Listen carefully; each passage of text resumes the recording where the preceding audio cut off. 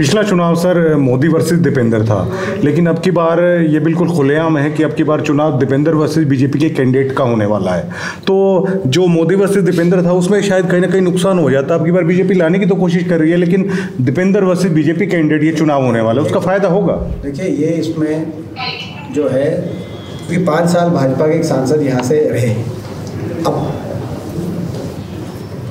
उनके समेत कई प्रत्याशी हैं जो भाजपा में अभी रेस में हैं। तो आप ये अंदाज़ा लगाएं कि भाजपा में जब जो है कई लोग अपनी टिकट के लिए नहीं सुनिश्चित हो सकते, तो वो यहाँ के इलाके के काम कितने करा पाएंगे, ये इसका अंदाज़ा आप लगा सकते हैं।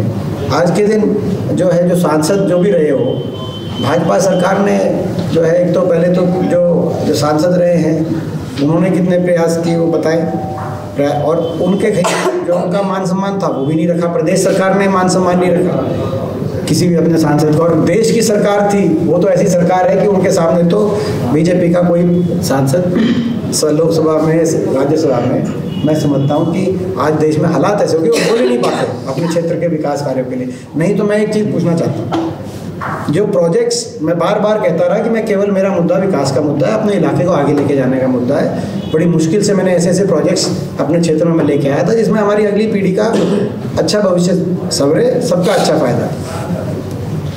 कई जिसमें प्रोजेक्ट हमारे टाइम जो शुरू हो गए वो तो पूरे हो गए, लेकिन कई शुरू नहीं हुए थे, जैसे महम का अंतर्राष्ट्रीय एयरपोर्ट, जैसे नेशनल कैंसर इंस्टीट्यूट एम्स 2 बादशाह के अंदर 10 और संस्था डेवलपमेंट की, उसी तरह के नेशनल इंस्टीट्यूट जो एक 300 एकड़ में जो एशिया का सबसे बड़ा हेल्थ कैंपस बनना था। मेरे तकलीफ इस बात की है कि बीजेपी के चाहे वो सांसद हों, चाहे बीजेपी के मुख्यमंत्री हों, चाहे मंत्री हों, उन्होंने ये तो कहा कि भाई दीपेंद्र आदेव दूरी मंजूरी करा के गया है, पूरी मंजूरी नहीं हुई, लेकिन आज तक कभी ये नहीं कहा चलो ठीक है आपकी जो बात कहो मैं, लेकिन ये भी कहो कि भाई ये बनना चाहिए एयरपोर्ट, यहाँ जेवर में बना तो एक यहाँ भी बनेगा, हम बनवाएंगे। 10 साल बहुत लंबा समय होता है कि भाई जो है अगर रोहतक तक की मेट्रो सापला तक आप ये कहो कि भाई जो है भाई बहादुरगढ़ तक ये लेके आए थे, आगे हम बढ़ाएंगे। आपको याद होगा 2014 में तो हुड्डा साहब ने यहाँ पे झज्जर की जो हमारी मीटिंग थी उसमें ये भी कहा था कि भाई हम झज्जर भी मेट्रो लाने का रोड मैप करेंगे। तो कोई ये कहे कि हम बनाएंगे 10 साल में, ये तो कहेंगे 10 साल में। हम अभी मैं कह रहा हूँ किसी ने आज तक ये भी नहीं कहा कि हम ये काम करेंगे या ये काम होना चाहिए। ये कहते हैं कि भाई ये एयरपोर्ट महम में एयरपोर्ट आना चाहिए, ये बात कहते हैं। चाहे उसके बाद ये कहते हैं कि भाई इनकी जो है ये कहते हैं कि भाई मेट्रो यहाँ तक आनी चाहिए, इतना तो कहें। मैं उस बात की मैं प्रशंसा करूँ, कम से कम कहें तो सही, लेकिन एजेंडा डेवलपमेंट का नहीं रखा इस 10 साल की सरकार में। इनके एजेंडे कुछ और, प्रचार में इन्होंने सारा अपना फोकस रखा, और बाकी इन्होंने जो हमारे इलाके के लिए जो विकास कार्य होने चाहिए ना वो किए। और प्रदेश का तो आज ये स्थिति बन गई कि देश में बेरोजगारी में नंबर 1। हरियाणा को छोटी बात थोड़ी है। आज मार्केट में दुकानदारों की आप स्थिति देखिए, आप आज दुकानदार कितने जो है परेशान हैं। एक अलग सी छवि आपके निकल के सामने आ रही है, जो एक बेहतरीन लीडर है, लोग आप में देख रहे हैं। क्राइम को लेकर जो आपने बयान दिया सर कि या तो अपराधी हैं प्रदेश छोड़ दे वरना हम उन्हें छुड़ाने का काम करेंगे, तो ये जो लीडरशिप क्वालिटी दीपेंद्र हुड्डा की निकल के सामने आ रही है, क्या इस पर काम किया गया है? इसके पीछे की क्या वजह है? कोई वो नहीं, जहाँ तक जो है कोई आपने क्राइम की बात करी, जो है जब हमारी सरकार बनी तो एक सरकार की यूएसपी ये थी कि उस समय 2004 से पहले जिस तरह से गैंग्स ऑपरेट कर रहे थे चौटाला राज में, फिरौतियाँ मांगी जाती थी, उनको जो है गैंगस्टर्स को हुड्डा साहब ने आते ही हर तरह का सरकारी तंत्र के माध्यम से सफाया करने का काम किया गया था। और ये हो गया था कि या तो आप हरियाणा छोड़ो या क्राइम छोड़ो या हम छुटवाएंगे। और उसके बाद 10 वर्ष तक जब सरकार रही, खुशहाली का समय रहा। हरियाणा की कानून व्यवस्था सबसे बढ़िया रही, इंडस्ट्री हरियाणा में खूब आई, हर तरह की इंडस्ट्री हरियाणा में आई। अब वो जब पटरी से उतरने पे आती है बात, तो हरियाणा बेरोजगारी में भी आगे गया और क्राइम में भी अब दोबारा से गैंग्स। कल मैं रोहतक मंडी में गया था, 3-3, 4-4 वहाँ पे व्यापारियों को फिरौतियाँ आ रही हैं इंग्लैंड से बैठे गैंगस्टर के माध्यम से, जो उनका गैंग यहाँ पे ऑपरेट कर रहा है। रोहतक में स्थिति, बहादुरगढ़ में स्थिति, जो है आप खरखोदा में स्थिति, सांपला में स्थिति, झज्जर में स्थिति, अब दोबारा से गैंग्स आ गए, अंडरेज शूटर, वो सारे अंडरेज शूटर भी यहीं इस इलाके के मिलते हैं।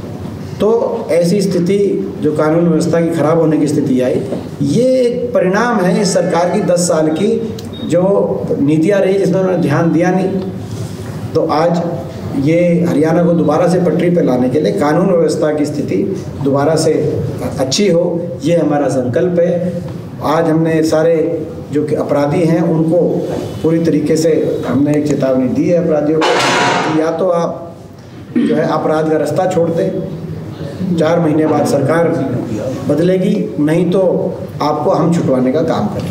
अरविंद शर्मा की बात करें तो अरविंद शर्मा ने कहा है कि अगर चुनावी मैदान में या चुनावी अखाड़े में आना है तो राज्यसभा नामक जो लंगोट है वो दीपेंद्र सिंह हुड्डा छोड़ के आए, अगर उन्हें डर नहीं है तो वो सीधे मुकाबला करें। उसको किस तरह से जवाब? मैं इस तरह से देखता हूँ कि भाजपा ने अपने सभी मंत्रियों को जो राज्यसभा में है उनको उतार दिया है लोकसभा चुनाव में।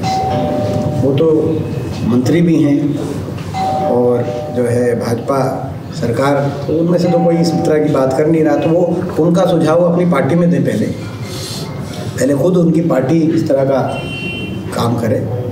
सर, हरियाणा में जो बेरोजगारी बढ़ी है जिसके कारण पिछले 1-2 साल से जो आंकड़े आए हैं दूसरे देशों में डंकी या फिर दूसरे जो अलग जो गैर कानूनी रास्ते हैं उनके अंदर से युवा जा रहे हैं अपनी जान को जोखिम में डालकर, तो उसको लेकर क्या कहेंगे? अमेरिका भी गए थे आप बात? देखिए, मैं आपको बताऊं कि अपने देखो हर डिस्ट्रिक्ट की अलग, हर एरिया की अलग है। हमारे एरिया में कभी पहले नशा नहीं था, तो बेरोजगारी का एक इफेक्ट है नशा, आज नशा आ गया। अपने मैं समझता हूँ कि कहीं डिप्रेशन आ गया, कहीं बहुत से ऐसे ज़िले हैं कि कोचिंग सेंटर बंद हो गए और बाहर भेजने के सेंटर शुरू हो गए। अभी भी कोचिंग सेंटर वाले कहीं मिले थे मुझे, वो ये बता रहे थे कि जी हमारे कोचिंग सेंटर में जहाँ 400-500 का बैच होता था पहले, अब मुश्किल से 400-500 बच्चे थे, अब मुश्किल से एक बैच 20-30 बच्चों का कोचिंग सेंटर के माध्यम से नौकरियाँ खत्म हो गई। तो ये एक बहुत बड़ी समस्या आई कि बहुत जिलों के अंदर पलायन कर रहे हैं, और पलायन अपना घर बार बेचकर विदेश में जाना, विदेश में जाके मजदूरी करके किसी तरीके से अपने भविष्य को जो के लिए अपने जान हथेली पे रख के जाना।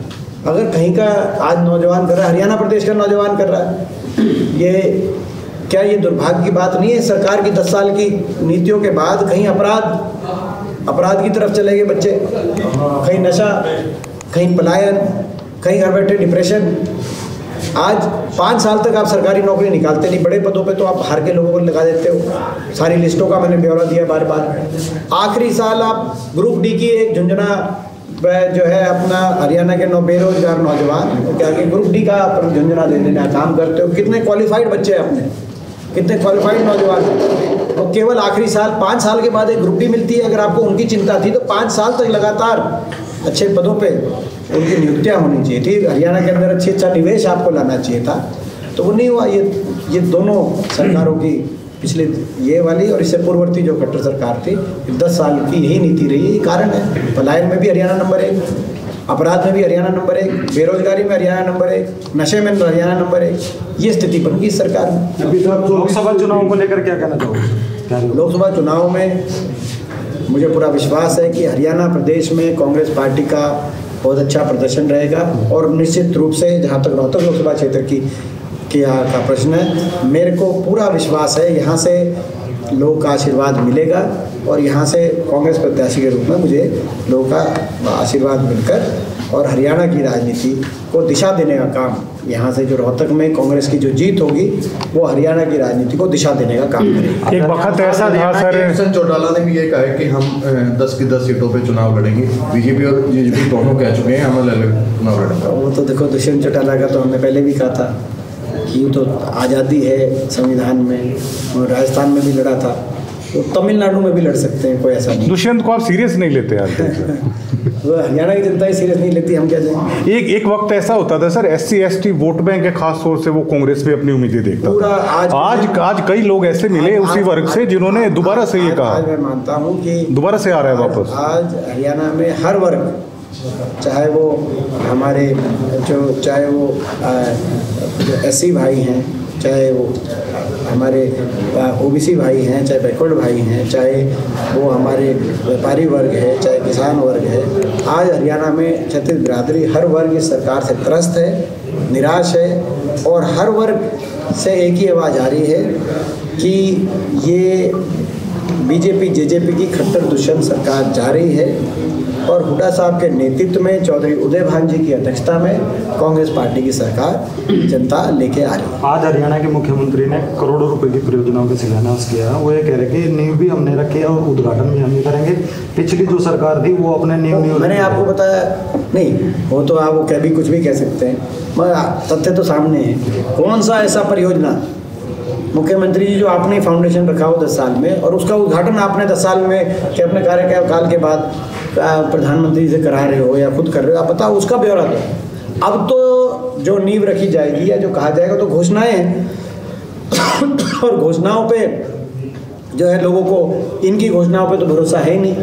लोग तो जो हम बात कहेंगे उस पर विश्वास करेंगे क्योंकि हमने वो करके दिखाया, जो कहा है वो करके पहले भी दिखाया है और इस बार भी। एमपी साहब पिछली बार हरियाणा सरकार ने जैसे नारा दिया 75 का, वही अब मोदी जी कर रहे हैं 400 का, तो इसको किस नजरिए से देखते हैं? लोगों को क्या बताया जा रहा है, कैसा संबोधित किया जा रहा है, किस प्रकार से देखते हैं? देखिए, जो मैं समझता हूँ कि अब ये आंकड़ों के नारे हो गए हैं। पहले जो है चाहे भाजपा चाहे हमारे जो है वैचारिक रूप से हमारी पार्टी, लेकिन उनका नारा था एक समय में सबका साथ सबका विकास। अब वो जो है वो भूल गए, वो नारे तो भूल गए लोगों को। अब वो अपनी सरकार बनाने के लिए कितनी सीट आए उनके नारे थे।